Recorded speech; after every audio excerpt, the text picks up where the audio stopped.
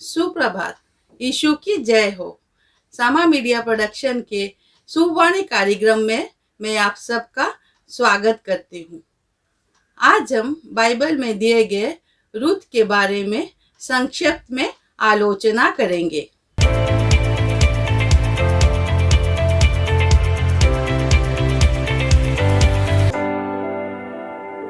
यहूदा में जब अकाल पड़ा, एलीमेलेक नामक एक व्यक्ति अपने पत्नी नाओमी और 2 पुत्रों को मोआब में रहने के लिए गए।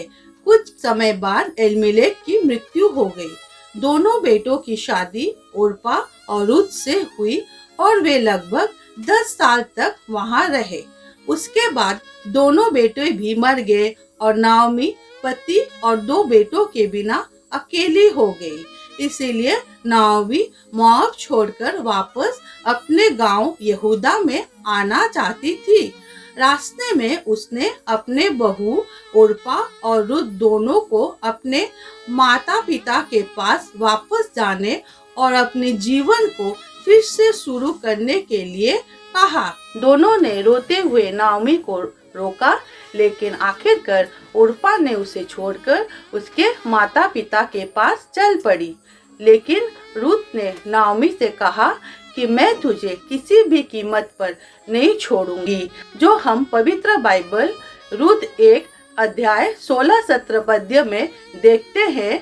रूत बोली, तू मुझसे यह विनती न कर कि मुझे त्याग व छोड़कर लौट जा, क्योंकि जिधर तू जाए उधर मैं भी जाऊंगी, जहाँ तू टिके वहाँ मैं भी टिकूंगी। तेरे लोग मेरे लोग होंगे और तेरा परमेश्वर मेरा परमेश्वर होगा। जहाँ तू मरेगी वहाँ मैं भी मरूंगी और वही मुझे मिट्टी दी जाएगी। यदि मृत्यु छोड़ और किसी कारण मैं तुझसे अलग हूँ, तो यहोवा मुझसे वैसा ही वरन उससे भी अधिक करे। और आखिर में वो नाओमी के साथ यहूदा वापस आ गई। इस कहानी में हमें ये पता चलता है कि रूत अपनी सास के प्रति कितने वफादार थी। वह अपनी सास की उम्र और हालात को देखते हुए बहुत दयालु भी थी। पवित्र बाइबल के नीति वचन 21 अध्याय 21 पद्य में वफादारी और करुणा के बारे में लिखा गया है। जो धर्म और कृपा की पीछा पकड़ता है, वो जीवन, धर्म और महिमा भी पाता है। ईश्वर ने रूत को अपनी सास के प्रति अपनी निष्ठा और करुणा के लिए आशीर्वाद किया। उसने अंततः एक बहुत शक्तिशाली आदमी बोअज से शादी की और उसकी एक बच्चा हुआ। और यहूदा के लोगों ने कहा कि ईश्वर ने रूत और नाओमी को बहुत आशीर्वाद किया है। इसीलिए मैं आप सबको प्रोत्साहित करना चाहती हूँ कि हर अवस्था में दूसरों के प्रति वफादार और दयालु बने। जब आप अपना सुख और आराम दूसरों के लिए त्याग करते हैं, ईश्वर निश्चित रूप से आपको भरपूर आशीर्वाद देंगे। पवित्र बाइबल में कहा गया है कि हमें एक दूसरे के साथ दयालु बनना है। नीति वचन 19 अध्याय 17 पद्य में लिखा गया है, जो कंगाल पर अनुग्रह करता है वह यहोवा को उधार देता है और वह अपने इस काम का प्रतिफल पाएगा।